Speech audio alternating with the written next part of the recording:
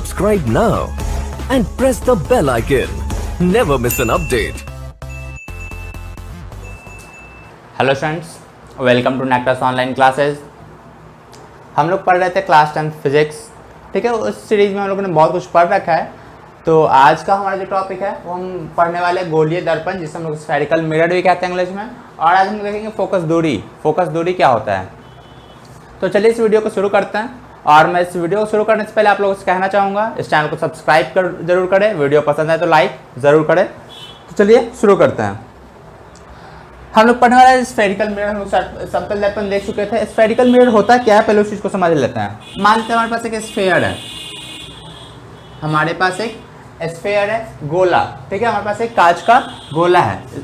ठीक है, इस गोले का क्या होगा, एक केंद्र होगा, इसको हम लोग सी से डिनोट करेंगे। और इसका एक त्रिज्या होगा, इसका एक त्रिज्या होगा, रेडियस होगा, जिसको हम लोग स्मॉल आर से डिनोट करते हैं। हम लोग करते क्या हैं, इसमें हम लोग इसे कुछ भाग को कलर कर देते हैं। इसे कुछ भाग को हम लोग क्या करते हैं, कलर कर देते हैं। मान लेते हैं हम इसका एक ये भाग कलर कर दे रहे हैं, आगे वाला भाग, हम बाहर वाला भाग क्या कर रहे हैं, कलर कर दे रहे हैं।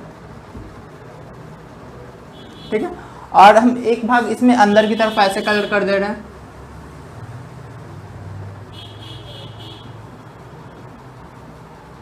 ये बिल्कुल कांच का है गोला। ठीक है, ये जो भाग कलर है वो उसको हम लोग कहेंगे कलर्ड सरफेस या फिर रंजित सतह। ठीक है, तो अब ये गोला है। अब इसको हम लोग क्या करते हैं, बीच से इसका सेंटर से इसको दो भाग में बांट देते हैं। बीच से अगर इसको हम सेंटर से क्या करें, दो भाग में बांटते हैं, तो एक भाग हमें जो मिलेगा वो कुछ ऐसा मिलेगा, एक भाग जो हमें मिलेगा कुछ ऐसा होगा। ठीक है, जिसमें सेंटर किधर होगा, सेंटर इधर की तरफ होगा सी। ठीक है, और दूसरा भाग जो हमको मिलेगा वो थोड़ा ऐसा होगा। ठीक है, जिसका इसमें सेंटर की तरफ, सेंटर इधर की तरफ होगा। ठीक है, तो जब हम स्फेरिकल मिरर को, एक स्फेयर होता है, कांच का गोला होता है, उसको हम इस प्रकार कलर कर देते हैं और इसको अगर सेंटर से दो टुकड़ों में बांट दें, ठीक है, बीच से डिवाइड कर दें, तो हमारे पास दो मिरर मिलता है। ठीक है, एक ऐसा मिरर, ये जिसका कलर्ड सरफेस है, कलर्ड सरफेस या फिर रंजित सतह इसी को कहते हैं, रंजित सतह। और ये वाला भाग जो भाग कलर नहीं किया हुआ है वो कहलाता है रिफ्लेक्टिंग सरफेस, रिफ्लेक्टिंग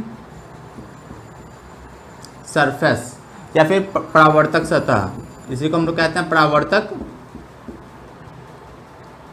सतह कहते हैं। ठीक है, वैसे ही इसमें परावर्तक सतह ये होगा, परावर्तक सतह, और ये वाला भाग क्या होगा, रंजित सतह या फिर कलर्ड सरफेस होगा।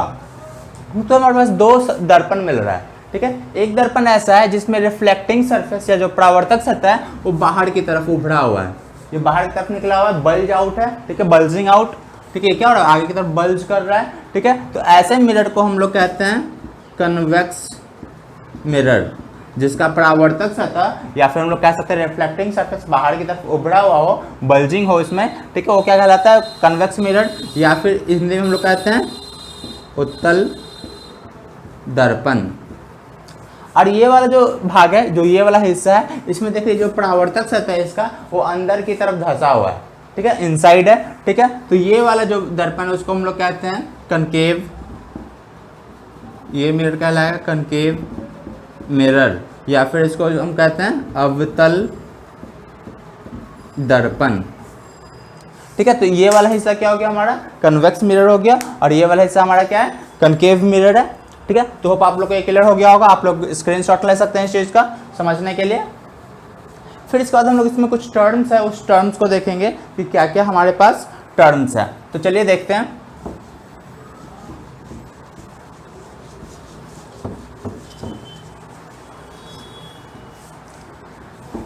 अब जो हमारे पास दर्पण है वो दो तरीके का है।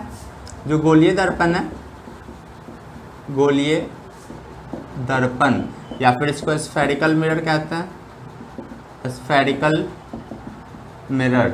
हमारे पास दो टाइप का, पहला है अवतल दर्पण, कनकेव मिरर, और जो दूसरा है उत्तल दर्पण कन्वेक्स मिरर। डेफिनेशन बहुत सिंपल होगा। A mirror whose reflecting surface is bulged out is called convex mirror. और फिर या फिर कह सकते हैं जिसका परावर्तक सतह बाहर की ओर उभड़ा हुआ हो उसे उत्तल दर्पण कहते हैं। और फिर कह सकते हैं जिसका परावर्तक सतह अंदर की तरफ धंसा हुआ, जिसका क्या या फिर कह सकते हैं जिसका रिफ्लेक्टिंग सरफेस है वो अंदर की तरफ हो, उसे हम लोग कनकेव मिरर कहते हैं। फिगर अगर फर्स्ट का फिगर देखें अवतल दर्पण का, ये कुछ ऐसा होगा। ये एक हमारा कलर्ड सरफेस है, ठीक है, इधर की तरफ का सेंटर होगा, ठीक है। और अगर हम दूसरा फिगर देखें कन्वेक्स मिरर का, ठीक है, इसका सेंटर इधर इस साइड होगा, ठीक है, और ये परावर्तक सतह बाहर की ओर उभड़ा हुआ होगा। इसमें कुछ पॉइंट्स है। सबसे पहले एक सेंटर है, ठीक है।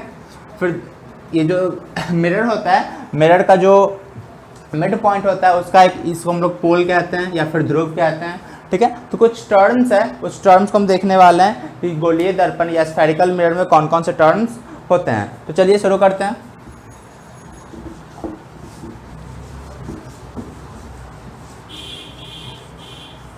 सबसे पहला हम लोग टर्म देखेंगे पोल, या फिर इसको हम लोग ध्रुव कहते हैं, ठीक है, पोल या ध्रुव, ठीक है। तो स्फेरिकल मिरर का मिड पॉइंट, कोई भी दर्पण है वो अवतल हो या उत्तल हो, कन्वेक्स हो या कनकेव हो, उसका जो मिड पॉइंट होता है वो ध्रुव कहलाता है। जैसे हम यहाँ पे एक फिगर ले रहे हैं, ये हमारे पास एक कनकेव मिरर या अवतल दर्पण है, तो इस दर्पण का जो मिड पॉइंट होगा ये पॉइंट कहलाता है पोल। पोल को हम लोग कैपिटल पी से डिनोट करते हैं या फिर उसी को हम लोग ध्रुव कहते हैं। अगर हम लोग कन्वेक्स मिरर ले लें, उत्तल दर्पण ले लें, इसमें भी क्या होगा, जो दर्पण का बिल्कुल मध्य बिंदु होगा इस दर्पण का, वो बिंदु ध्रुव या फिर पोल कहलाता है। फिर हम लोग आगे देखते हैं। हम लोग का नेक्स्ट है, जो नेक्स्ट है वो है वक्रता केंद्र। वक्रता केंद्र, इसको हम लोग कहते हैं रेडियस ऑफ कर्वेचर। जो वक्रता केंद्र है वो रेडियस ऑफ कर्वेचर होता है, इसको हम लोग सी से डिनोट करते हैं। इसको हम लोग डिनोट करेंगे कैपिटल सी से। तो हम लोग देखेंगे ये जो कनकेव मिरर है या जो अवतल दर्पण किसी गोले का भाग है, किसी स्फेयर का पार्ट है, तो उस स्फेयर का जो सेंटर होता है, हम बात किए थे कि ये जो कनकेव और कन्वेक्स मिरर अवतल और उत्तल दर्पण निकला है वो एक गोले से निकला है, एक स्फेयर से निकला है। उस स्फेयर का जो सेंटर होता है उसी को हम लोग वक्रता केंद्र या सेंटर ऑफ कर्वेचर कहते हैं। तो जैसा इसका सेंटर इस साइड होगा क्योंकि इधर की तरफ कर्व है, ठीक है। सेंटर अगर सर्किल बनाएंगे तो सर्कल ऐसे बनेगा ना, ठीक है, तो इसका सेंटर इधर की तरफ होगा और इसमें जो सर्किल बनेगा कुछ ऐसे बनेगा, ठीक है। तो इसका सेंटर ये इधर की तरफ होगा। तो जो सेंटर होता है स्फेयर का वही कहलाता है सेंटर ऑफ कर्वेचर। उसके बाद हम लोग थर्ड नंबर देखेंगे वक्रता त्रिज्या, जिसको हम लोग रेडियस ऑफ कर्वेचर कहते हैं। रेडियस ऑफ कर्वेचर, इसको हम लोग डिनोट करेंगे कैपिटल आर से, ठीक है। तो सेंटर से पोल का डिस्टेंस, ये हमारा सेंटर हो गया, केंद्र हो गया, और ये ध्रुव हो गया। इसके बीच का जो डिस्टेंस होता है ये कहलाता है वक्रता त्रिज्या, रेडियस ऑफ कर्वेचर। सेम इसी में होगा, ये जो हमारा सेंटर है, ठीक है, ये हमारा पोल है, ठीक है, इसके बीच का जो डिस्टेंस होगा क्या कहलाएगा, रेडियस ऑफ कर्वेचर। अब हम लोग आगे देखते हैं, ठीक है। अब हम लोग को एक पढ़ना है प्रिंसिपल एक्सिस, उसको देखते हैं प्रिंसिपल एक्सिस होता क्या है।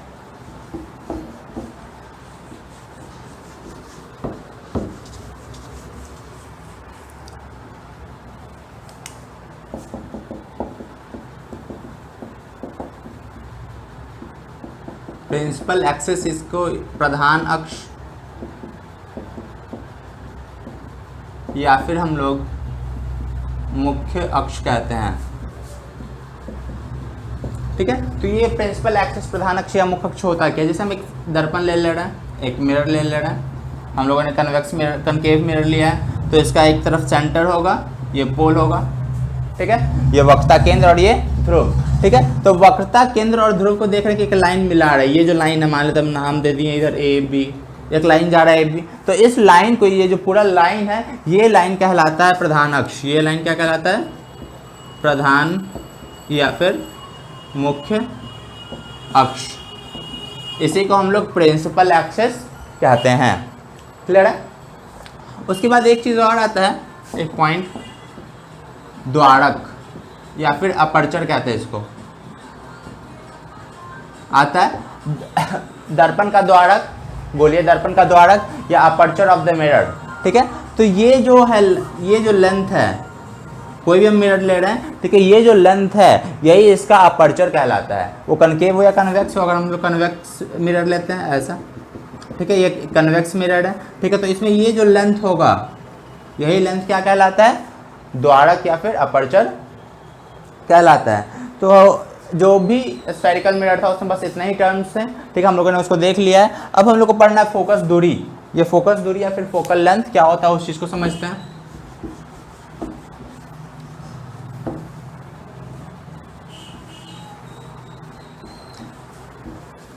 हम लोग देखने वाले हैं फोकस दूरी। फोकस दूरी या फिर फोकल लेंथ, ठीक है। तो हम लोग देखेंगे, हम लोग एक मिरर ले लेते हैं।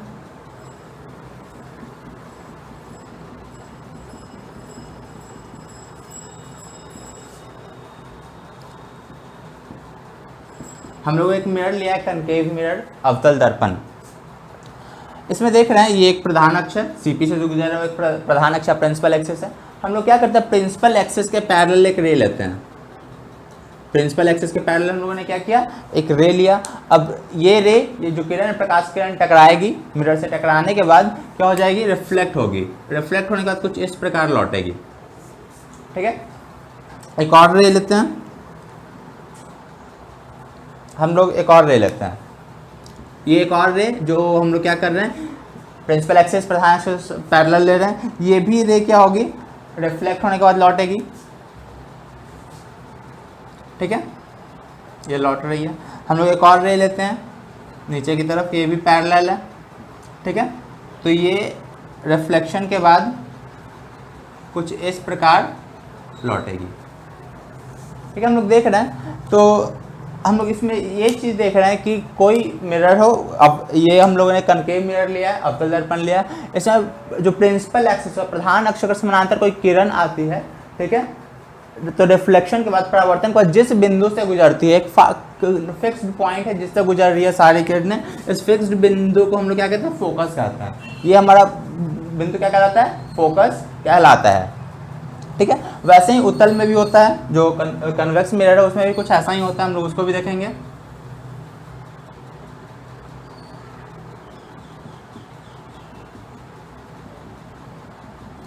हमारे एक कन्वेक्स मिरर है, ठीक है। यहाँ पे अगर हम लोग ये लें तो ये ऐसे जाएगा। एक और किरण लें, हम लोग इसको नीचे ले लेते हैं, तो ये ऐसे जाएगा, ठीक है। तो ये दोनों किरणें ऐसा लगता है, दोनों जो लाइन से वो ऐसा लगता है कि इस फिक्स्ड पॉइंट से आ रही है, ठीक है। अगर इन दोनों रेज को देखा जाए तो दोनों रेज ऐसा लगता है कि इस जो प्रिंसिपल एक्सिस है, जो प्रधान एक्सिस, उसके इस बिंदु से आ रही है, तो इस बिंदु को हम लोग क्या कहते हैं, फोकस कहते हैं, ठीक है। हम लोग को समझना है फोकस दूरी, ठीक है। तो ये हमारा पॉइंट फोकस हो गया कनकेव मिरर में, अवतल दर्पण में। ये हमारा पॉइंट हो जाएगा, ठीक है, फोकल लेंथ, ठीक है, कन्वेक्स मिरर में, उत्तल दर्पण में। तो ये दोनों बिंदु फोकस दूरी, ये कनकेव मिरर का फोकस है, और ये कन्वेक्स मिरर का फोकस है, उत्तल दर्पण का फोकस है, ठीक है। तो ये दोनों बिंदु फोकस कहलाता है। फोकस से ध्रुव की दूरी, ये फोकस से ध्रुव की दूरी ये कहलाता है फोकल लेंथ या फिर फोकस दूरी, ठीक। वैसे ही ये हमारा ध्रुव है, ठीक है, यहाँ से इस फोकस का दूरी ये कहलाता है फोकस दूरी। तो होप आप लोग को फोकस दूरी भी समझ में आ गया होगा। तो एक रिलेशन होता है, ठीक है, हम लोग एक रिलेशन को भी देखेंगे। ये जो हमारा, हम लोगों ने दो चीज़ देखा अभी, फोकस दूरी हम लोगों ने देख लिया, इसको स्मॉल एफ से डिनोट करते हैं, ठीक है। एक हम लोगों ने वक्रता त्रिज्या देखा था, वक्रता त्रिज्या, radius of curvature, radius of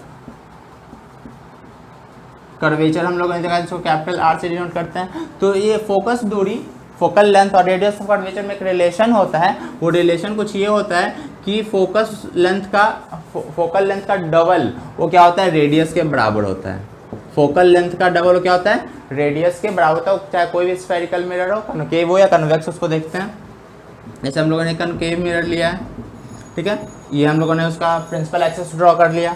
ये पोल है, ये फोकस है और ये रेडियस ऑफ कर्वेचर है, ठीक है। तो ये जो फोकल लेंथ का डबल होता है, ठीक है, ये अगर यहाँ से यहाँ तक f है तो यहाँ से यहाँ तक भी क्या जो डिस्टेंस होगा f होगा। तो और ये हमारा पूरा डिस्टेंस क्या कहलाता है, हमारा पूरा डिस्टेंस r कहलाता है। तो हम यहाँ से देख सकते हैं r is equal to f plus f, r is equal to 2f, ठीक है। तो ये हमारे एक जो स्फेरिकल मिरर है उसमें एक रिलेशन होता है r is equal to 2f। इसी को हम लोग कुछ ऐसा भी लिख सकते हैं, f is equal to r/2। इसे हम लोग प्रूफ कर सकते हैं और इसका प्रूफ मैंने पहले ही अपने यूट्यूब चैनल पे डाल रखा है, जिसका लिंक मैं आपको डिस्क्रिप्शन में दे दूंगा। तो हम लोग इसको कनकेव मिरर में भी प्रूफ कर सकते हैं और कन्वेक्स मिरर में भी प्रूफ कर सकते हैं। तो आज के लिए मैं इस वीडियो को इतना रहने देता हूँ, ठीक है। होप आप लोग को वीडियो बहुत पसंद आया होगा। लाइक ज़रूर करें, कमेंट्स करना ना भूलें और सब्सक्राइब तो करना ही है, ठीक है। Thank you.